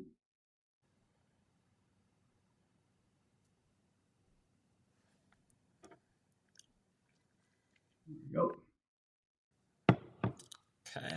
So when we structure these accounts, we talked about the fact that you can have an old 401k, old IRA, old KEO, SEP IRA, whatever, 403b. We can roll that over, and however its tax structure was structured before, we can maintain that tax structure. So in other words, if it was a Roth IRA or a Roth 401k, when we roll it over, it's still a Roth Okay. 401k or Roth IRA inside of this private pension plan. Excuse me, it's no longer 401k. It would be converted to an IRA as it rolled over. It would Yep. now be a Roth IRA, though still inside the private pension plan. Yep. Now, once that money is moved over, you can take 10% a year out of that private pension plan with no penalty from the company you roll it into. So, for example, Athene, Lockheed Martin just rolled $10 billion, their entire $10 billion pension, they just rolled into Athene. So if Athene is good enough to handle Lockheed Martin's $10 billion, probably okay for our old $200,000 who was sitting out in a 401k Yeah, that somewhere. gives me a good vote of confidence. I agree with you. Okay. So we roll that over, and once we roll that over, that account, let's say we start taking 10% to fund into this indexed account. Now we also could be funding that indexed account with the money that we would have been putting into our 401k or some other savings vehicle. So 100 a month, 500 a month, whatever is going into that. Yeah. But we don't have to do that. We could just fund it out of this rollover that we did. Sure. So in an actual example here financially, let's say someone had $200,000 sitting in an old 401k that was flapping in the breeze. Which, Yep. by the way, you may hear it here first, but I am predicting in the next 12 to 24 months we are going to have another major market correction, Hmm. another major drop in the market. Yep. Not going to be a soft landing. There's a bunch of indicators out there, a bunch of reasons why. We won't get into all of those today, but if I'm wrong, you're in an account that can only go up anyway, so you're still getting the high returns with participation rate. If I'm right, you're completely protected from any losses. So it's a no lose scenario. Yeah.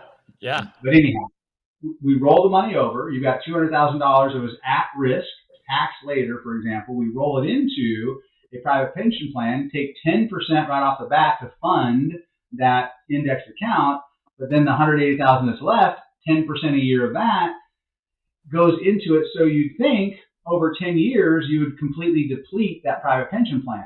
But if that private pension plan is making 10% and you're taking 10%, you still have that entire nest egg amount. You're still funding its growth into this index account, which allows you to double dip on your dollars, high returns, no risk, no tax on Yeah. the growth, no tax on the distribution.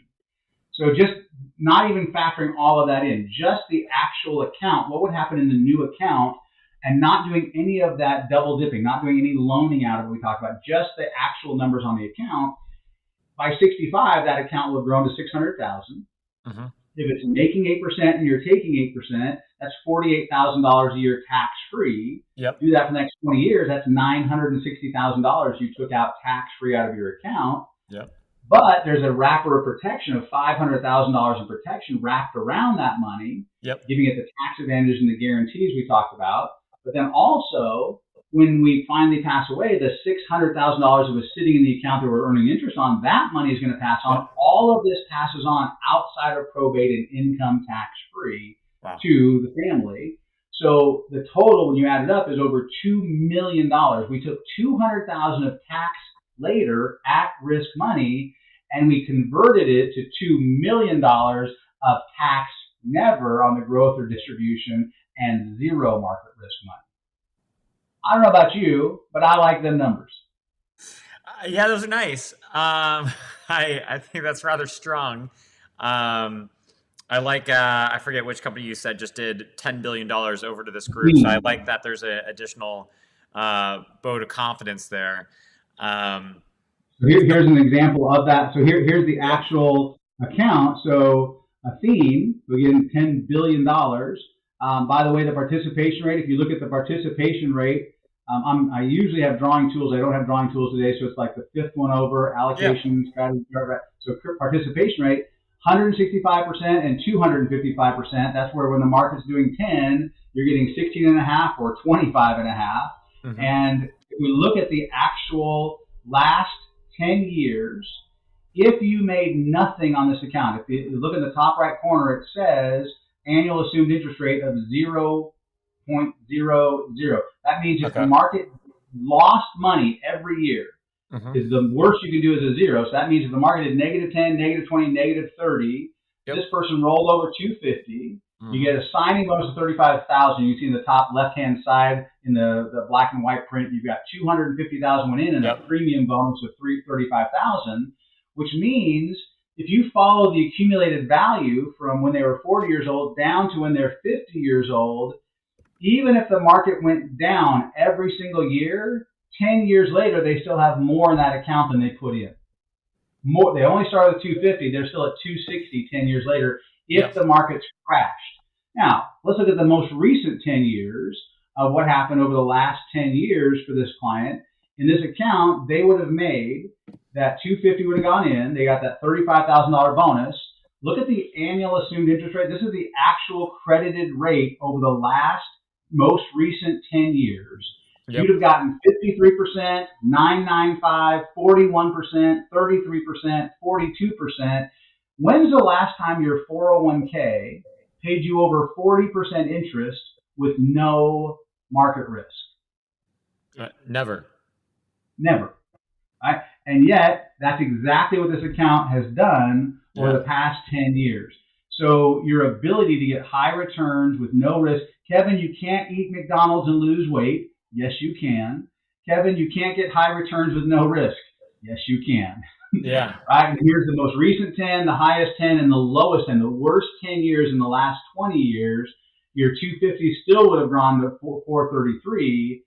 Best highest would have gone to a little over a million, but the most recent 10, 994,000.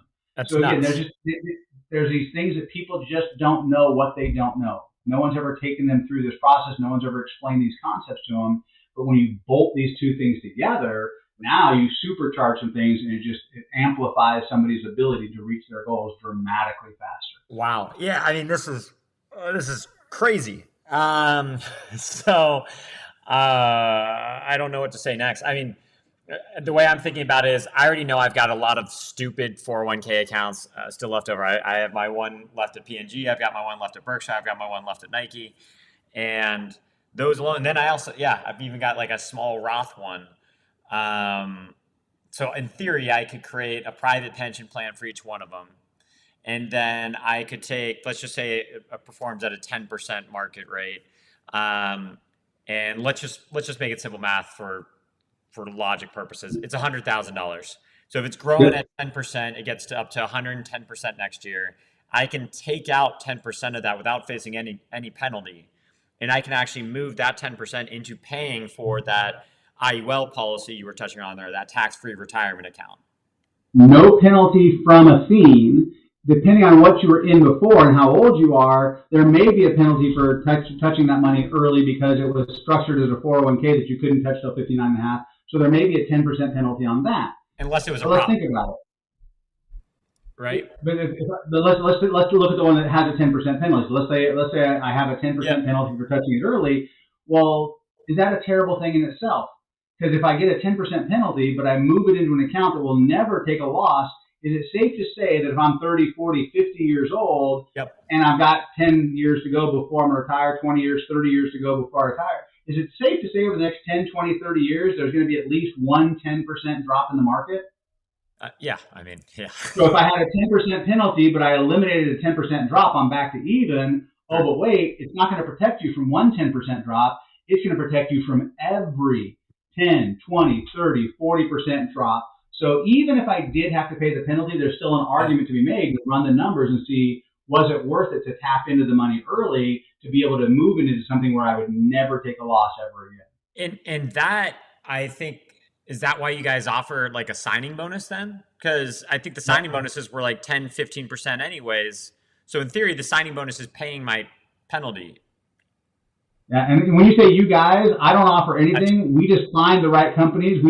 So we go out and what we do is we identify the companies that match. So we're just a platform. We're okay. the platform that connects somebody who has a financial goal with the right companies. No one gives us any money. No one can pay us anything. None of their money ever touches our hands. We bring the education. We make sure that the accounts are lined up with the person's goals, make sure they're suitable for that person's needs, and then we just make sure that the account gets structured. So if a person has an old Wells Fargo account paying them a tenth of a percent, we help them get a nationwide account paying them 10, 15, 20%. It's still the client's money in the client's new account. Yeah. We don't touch that. We're just helping them get the account structured. Well, Kevin, how do you guys get paid? Pretty simple. Those companies have marketing dollars for Super Bowl ads, for click marketing on the internet. They didn't have to spend any of that. We brought them a client. They didn't have to spend a dime. Huh. They paid us out of their marketing dollars, never the client's money. So that makes us, we just have a best interest in getting the education out and helping a person make the best possible decision on how they're going to reach their financial goals. That's super interesting because I mean, many, many moons ago, back in my college days, I actually worked for Northwestern Mutual. And so I used to sell insurance.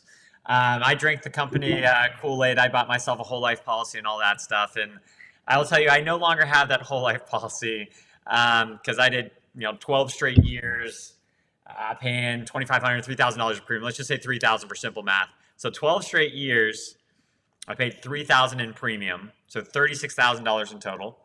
And during that time, the stock market went up about 210%. You wanna guess what my cash surrender value on that policy was? Oh, it must have been like 80, 100, $200,000. Ah, man, it was $38,000. I made a whopping $2,000 in profit. And so as when I called up my Northwestern Mutual contact, since I was no longer, working there, I asked him, just like, why don't you have these other policies that I'm looking into now? And I am in an IUL now. Thank God I found the light. And I asked him, he's like, well, we don't offer that. Why wouldn't insurance companies offer that? And then how, like, as you mentioned, you were touching on the platforms piece. So then you're not specifically working for any one company. You're more like, I would say, like the Uber that connects drivers to riders. So you can connect insurance companies. Is that how it is? Yeah. So we have a whole bunch of drivers. We have a whole bunch of cars out there, over 100 different companies that offer these accounts. But there's 1,000 companies, and we're dealing with 100 that offer, not the 1,000 that don't offer. Why would these other companies not offer these?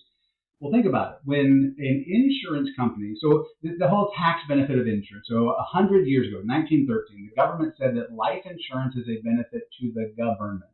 Yeah. Meaning if a husband and wife have life insurance and one of them passes away, that the family left over won't have their hand out for welfare, food stamps, any kind of government assistance, because they have the proceeds from the life insurance. So the government said, this is good. Let's encourage people to do it.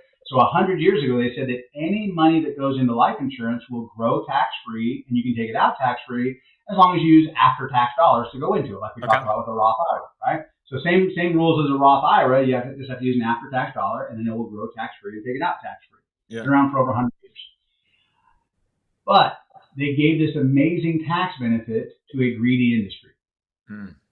So the life insurance company, much like the bank, when you put money into the life insurance company was able to take that money and go get any rate of return they could on it. They controlled the faucet of what they would pay out, though. So they could be making 20% on the money and only pay you 3 to 6%. Yeah. So, and you just explained that with your returns in your Northwestern Mutual account. And not to single out any other company, but just that your specific example. Yeah. If inflation's 3% and I'm making 3%, my net is 0. So I will, even if it's better than the bank, if the bank is paying me 0.1% and my whole life policy is paying me 3, 4, 5%, I'm still never going to get ahead financially. Yeah. Long term, just doing that. So as good as the tax benefits were, the life insurance company would suck all the rate of return out of it. 25, almost 30 years ago, they said, wait a second, what if we gave the client control of the center, of the heart of the Tootsie Roll Pop? Remember the Tootsie Pop? How many licks does it take to get to the center of a Tootsie Pop? Right? Yeah. So what if we let the client have control of the center of that? What if they could choose an index? They could choose S&P 500, NASDAQ, Eurostock, and whatever those indexes did, contractually, the insurance company had to pay you that rate of return plus any participation rate if there is one from that company. Yeah. So now the client controls how much return they're going to get, not the insurance company. So life insurance was never a good place to grow your money. It was a good place to store it because it was tax-free growth and tax-free distribution. Sure. But you never grow any money. 25 years, almost 30 years ago, the industry said, let's give clients the ability to get the high returns. We'll just make the money on the insurance wrapper, let them make it, because the other kind, the company makes money on the insurance wrapper, plus the company makes all the excess profit on the money. Yeah. Let's give all the interest to the client. And a lot of companies hate that idea, as you they can lose imagine. profit. That it Okay. gets into their profit model. Some companies are smart enough to say, wait a second, we do this, the clients are going to make a lot more money, we're going to get a whole lot more clients because of it. Yeah. So the ability to go help more people, to be able to get that referral business, to be able to actually change someone's financial future, make less per client, but help more clients. We found out a long time ago, you don't need to make $5 per bag of French fries. Yeah. You make 50 cents per bag of French fries, but move millions of French fries. You probably cause lots of heart attacks. That's a terrible analogy. But oh wait, no, you won't, because my heart risk went down. French fries. By the way, that's a big one too. The salt. Oh, you're eating 95 out of the 100 days I ate French fries. 95 out of 100. At least two meals a day. Hash browns in the morning, French fries. I did swap out a couple times apple slices instead of French fries just because people wanted me to online. Yeah. But 95 days out of 100. What about the sodium? Didn't your blood pressure go through the roof? 118/70. I've got the blood pressure of a teenager. Turns out when you don't overeat, your body processes everything and gets rid of the excess, and you're fine. Your body can handle it. So anyway, I don't know what to say here, Kevin. I mean, we've been. Let me just check the timer. We've run for like an hour and a half now, and I feel like I could ask you like 20,000 more questions. So I might actually have to schedule a follow up with you here. But I'm more than happy. I'd love to continue the conversation, and love the example you're giving to people. I love the education that you're doing, making sure you're getting this type of information out to people. Really proud of where you are personally, but also your heart for helping others, because there's so much stuff that you're doing aside from just the podcast, aside from the mental health company, aside from you're not just keeping the information for yourself, which so many people do. You're doing everything you can to get the education out, and I appreciate that. Yeah, well, I mean, ideally, I don't want people making the same mistake that I've made, because just in this conversation alone, I've recognized that there's numerous mistakes that I can at least stop immediately and get them into something more effective. I guess one big question, because I know I certainly need to take a next step, and maybe as other people watch this in the future, what is like, do I just immediately qualify for these things? Like, can I just go out and get it, or what's kind of yes, can I get this or can I not?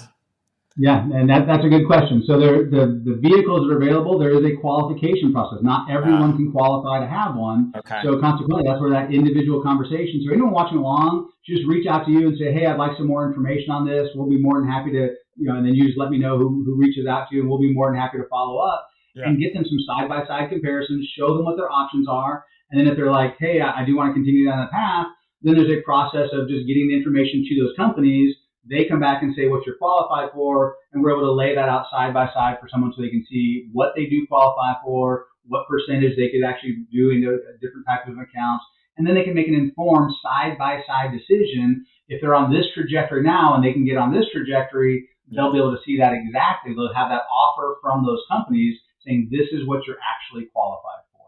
Wow. Super simple process, but it is about a 3 to 5 week process to, once we get the information, to get it off to those companies, and then for them to come back and give us the approval saying, here's what you actually are qualified to go ahead and do at that point. Okay. And it may be everything they have. It may be a percentage. It may be a small percentage. It's going to be different for each individual. But that's, again, why it has to be a diagnose and then prescribed conversation. That is very interesting. Okay. So one, I don't know if I can actually get this. If I can get it, champagne for everyone. But if not, there might be still alternatives I can play around with in the future. Ideally, I just want to go after the Porsche first, since that sounds like it's the best option for me. And that's where that conversation identifies which things are, in your situation, the better than what our goal is to dramatically improve someone's situation. Whatever Yeah. trajectory they're on, we just want to dramatically improve that situation. If in Once you're licensed in this industry, once you're a licensed financial professional, if Yeah. you make a recommendation for something that's as good or not as good as what someone's currently doing, that's called churning. You lose your licenses, fines, potential jail time. Hmm. That means you were writing business just so you could get compensated, not to benefit the client. Yeah. You have to improve the client situation, or you have to walk away. And I love that about our industry is that people like Bernie Madoff go to jail for a reason. You Yeah. have to improve someone's financial situation. So that's all we ever look at is if someone's doing things and they're already at the best possible, we're just going to give them a high five, keep doing what you're doing. But after that review, if there's something dramatically better than what they're currently doing, we're going to lay Yeah. that on the table so they can see what their options are. No, I like that a lot. And it sounds like you guys, if I can say it for better words, it sounds like you guys are focused on the mission, not the commission, which I think a lot of financial professionals kind of have that flipped the other way.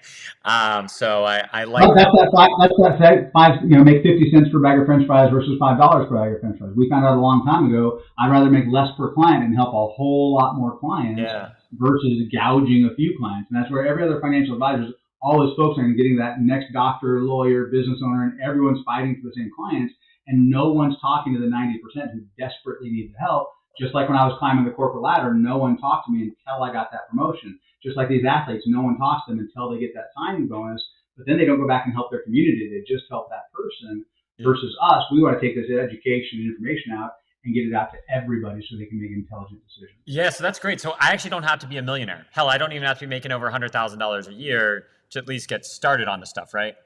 We don't care if someone starts with $25. You can have 25 million, or you can have $25 you want to put away for your kid's college fund. Have to get the same advice, get the same analysis, get the same recommendations as if you're a multimillionaire. That's awesome. So this then goes to like where I was talking on earlier of my two favorite professions that I think are the least compensated or rewarded for teachers and like therapists and clinical social workers. They can actually benefit from this too. It's not just the millionaire. Okay. Dramatic. So to retire as a millionaire, you don't have to own a McDonald's. You can work at McDonald's and retire a millionaire just by structuring your accounts correctly. It's not about how much you make. It's the difference between what you make and how much we can create a gap. So if my expenses are here, my income's here, I've got a gap. If my income's here, my expenses are here, I got a problem. Yeah. So we're all about increasing that gap. So when we do that analysis, we identify, if you go get a fitness professional, you go to the gym, they help you find muscle you didn't know you had, right? You wake up the next morning going, ooh, I didn't even know I had a muscle there. Why is that so sore? But they help you find muscle you didn't know you had, and then they help you build that muscle. Yeah. A good financial professional should help you find money you didn't know you had and help you build that money. So some people think, oh, I'm living paycheck to paycheck. I don't need a financial professional. I don't have any excess money. No, that's why you need a financial professional. If you don't have the excess, you need to find someone to help you find the excess and then help you grow that excess. We charge zero, no cost to the client. None of their money ever touches our hands to do that analysis, to help them find that muscle, the money that they didn't even know they had, get them tax breaks, get some debt paid off, etc. So they can think they're living paycheck to paycheck, and yet we can find money they didn't know they had and then start growing that money. And again, if you start where they are, $25 a month, $30 a month, just something. Let's get the habit developed. Yeah. And once you have that habit, then we can actually, as we increase someone debt reductions, taxes, etc., we can go ahead and add more to that. Or as they start making more money, we can help them get that habit of getting money working for them instead of them working so hard for their money. I like that. Okay. Well, I mean, this is fantastic. And thank you again. This is just absolutely incredible. I still could ask another 20 questions. I'm going to have to save this for another date because now my laptop is telling me I've got 5% battery power left and I didn't bring my charger with me. So I'm going to be forced to end this. But so one final question though, Kevin, if people want to get in touch with you, how do you want that? Or do you want them just to contact me and I try and sync you in? Or just go through you. Yeah, just go through you. That's totally fine. And then I've got over 1,000 licensed agents around the country. So no matter where they are, we have local representation for them. So we'll be able to actually have that conversation and at least get them the information. No obligation, just get the information so you can make those informed decisions going forward. But yeah, just go through you. That'd be the best because they already know how to contact you. They know how to find you. They know how to get to your podcast. So Yep. going through you would be the best bet. Wow. All right. Well, hey, you're going to have to come back another time. And next Love time I'll to. remember to charge my laptop. But no, Kevin, thank you so much. If I don't talk to you before then, have a wonderful Christmas and New Year's. And thank you again.